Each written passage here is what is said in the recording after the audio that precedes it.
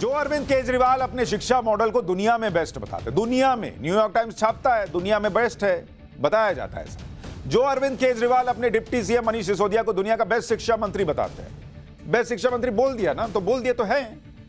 उन्हीं की सरकार में दिल्ली में वक्फ बोर्ड ने जमीन का क्या खेल किया आपको पता है? सुनिए। आज केजरीवाल की सरकार में उन्हीं के विधायक अमानतुल्लाह खान, जो वक्फ बोर्ड के चेयरमैन भी हैं दिल्ली में, कैसे उनके राज में दिल्ली में एक स्कूल पर ताला लगा और स्कूल की जमीन पर दुकानें खोल दी गई। दुकान तोड़कर स्कूल बनाते तो समझ में आता कि वर्ल्ड का बेस्ट एजुकेशन मॉडल चला रहे हैं। स्कूल छोड़कर बंद करके और वहां दुकानें खोल दी, यह कौन सा मॉडल है बॉस? अमानतुल्लाह खान को इस वक्त एंटी करप्शन ब्यूरो की कस्टडी में रखा गया है, लेकिन वक्फ बोर्ड में उनके राज में क्या खेल हुआ आज मैं आपको बताता हूं।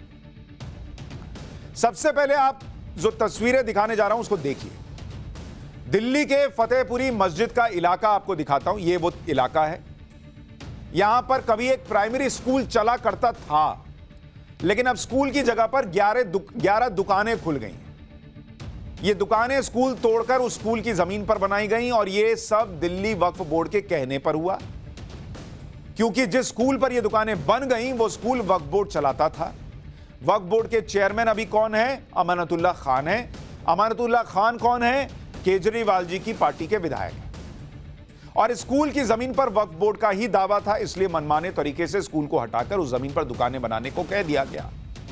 इन दुकानों को 10 साल के लिए 25 से 30 लाख रुपए की लीज पर दिया गया। इससे 15,000 रुपए प्रति दुकान प्रति महीने का किराया भी वक्फ बोर्ड के पास जाता है।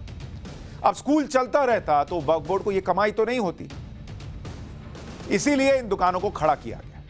अभी 5 से 6 महीने पहले ही ये दुकानें बनाई गई और तुरंत लीज पर चढ़ा भी दिया गया। आरोप यह भी है कि अमानतुल्लाह खान के करीबियों को ही दुकानें आवंटित कर दी गई। अमानतुल्लाह के खिलाफ इस स्कूल को तोड़वाने की शिकायत एंटी करप्शन ब्यूरो से की गई थी। अमानतुल्लाह खान की शिकायत औकाफ फाउंडेशन के प्रमुख हाफिज इरशाद कुरैशी ने की। एक बार हाफिज इरशाद कुरैशी को सुनिए, फिर आगे की बात बताता हूं। वो एक प्राइमरी स्कूल था दिल्ली वक्फ बोर्ड का, और वो मस्जिद की जगह है, मस्जिद फतेहपुरी की जगह है वो। और क्योंकि मस्जिद फतेहपुरी दिल्ली वक्फ बोर्ड में आती है, उसके ऊपर एक सीनियर सेकेंडरी स्कूल आज भी चलता है, बहुत पुराना स्कूल है। और सेम उसके नीचे एक प्राइमरी स्कूल चलता था। वो एक वक्त के अंदर उस स्कूल को बंद कर दिया गया पिछले चेयरमैन के दौर के अंदर। इसके बाद जब ये अमानत साहब आए तो इन्होंने उसको सील कर दिया, उसका सामान वामान सब बाहर निकाल के फेंक दिया, जो वहाँ का स्टाफ मैनेजर था। तो कुछ दिन तक तो वो सील होता गया।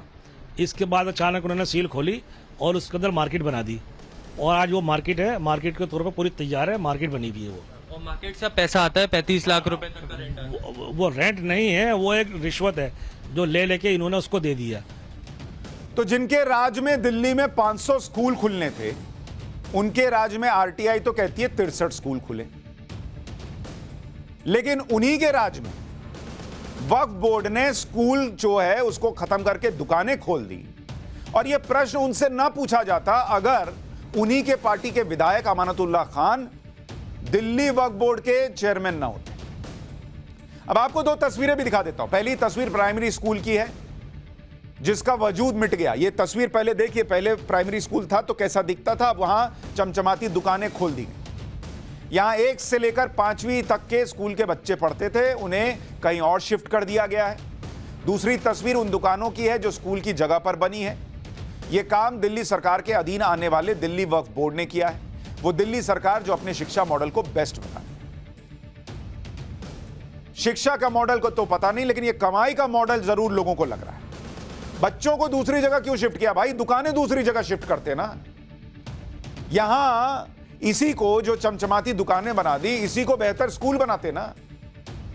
हम इस पूरे मामले की तह तक गए और हमने फतेहपुरी मस्जिद के इस इलाके में ग्राउंड रिपोर्टिंग की। सच्चाई क्या है यह पता लगाने की कोशिश की। हमें पता चला कि यह बात सही है कि कुछ महीने पहले ही ये दुकानें बनी और इनका किराया भी वक्फ बोर्ड के पास जाता है।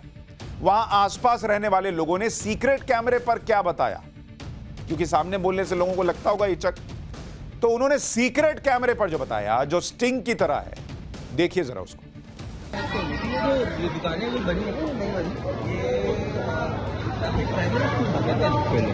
अच्छा, प्राइमरी स्कूल को तोड़कर बड़ी दुकानें बनाई। प्राइमरी स्कूल कुछ दिनों से बंद था, फिर जो है वक्फ बोर्ड ने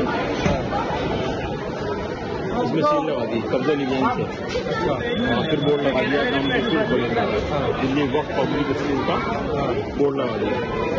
मतलब ये से उन्होंने जनता को बेवकूफ़ बनाने का लगाया था, Delhi Waqf public school board लगा दिया। 2 साल से वो बोर्ड लगा दिया। कब की बात है? 2 साल के अंदर सारी बातें और दुकानें अभी बनी थी। दुकानें अभी बनी और ये वक्फ बोर्ड की ही दुकानें हैं अभी। नहीं तो ऐसा जो इन्वेस्टिगेशन में आया है कि 3 क्या नाम है 35 लाख रुपया तक किराया है उनका। नहीं, 35 लाख रुपये सिक्योरिटी है, सिक्योरिटी है। सिक्योरिटी का मालिक ही बन गया ये लोग। 35 लाख रुपये और 15,000 रुपये।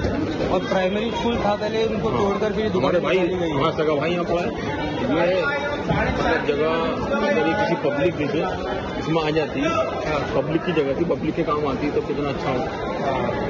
तो डिस्पेंसरी बन जाती, कोई हॉस्पिटल बन जाता, कोई प्राइवेट स्कूल ही खोल देते। आपका ये कहना है कि ये सिर्फ पैसा कमाने के लिए कानूनी है भी नहीं है, देखा जाए नहीं तो। और ये जो दुकानें इनको दी गई हैं ये क्या इनके करीबी हैं या फिर ये सब जो है किस तरीके से दी गई है? वहाँ करीबी समझो, करीबी इनकी दी गई है। अभी समझ लीजिए मैंने आपको ताल्लुक बात मेरे को मिल गई। अच्छा, ऐसा हुआ है। कोई इन्होंने मांगी जो इनको नहीं मिली। नहीं, क्योंकि दिल्ली वक्फ बोर्ड का तो हमेशा सर्कुलर निकलता है कि इसमें कुछ नहीं हुआ। इसमें तो एक पार्टी का एक आदमी आगे था, वो पैसे ले रहा था और उसने अपनी मर्जी से अपने रिश्तेदार को, अपने 3 भाइयों को भी, 3-4 भाइयों को, अपने मामा को भी, इस तरह एक ही आदमी था। और जिनका ताल्लुकात अंदर अमानतुल्लाह से निकल गया तो उन्होंने डायरेक्ट 1-2 आदमी ने डायरेक्ट दी, अमानतुल्लाह खान ने। डायरेक्ट दी। तो वहाँ पर ताल्लुकात निकल जाते हैं तो आदमी सोचता है कि मेरा तो फायदा होगा। वो जो व्यक्ति बता रहे हैं वो भी अमानतुल्लाह खान से लिंक होगा। कैमरे पर लोग कैसे खुलकर बोलेंगे?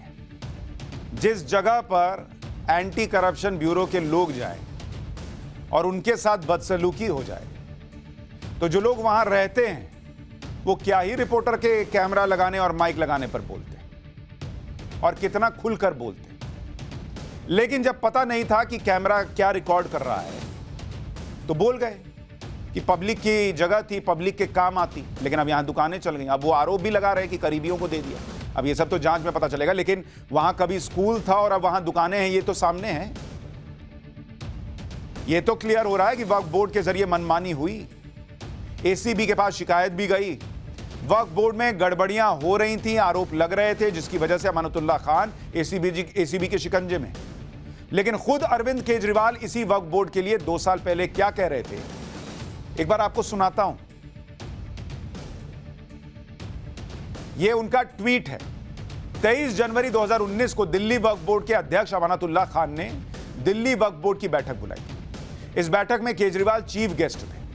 बैठक में अमानतुल्लाह खान के सामने केजरीवाल ने वक्फ बोर्ड के लिए दिल्ली सरकार का खजाना खोल देने की बात कही थी। एक बार आपको बयान सुनवाता हूं।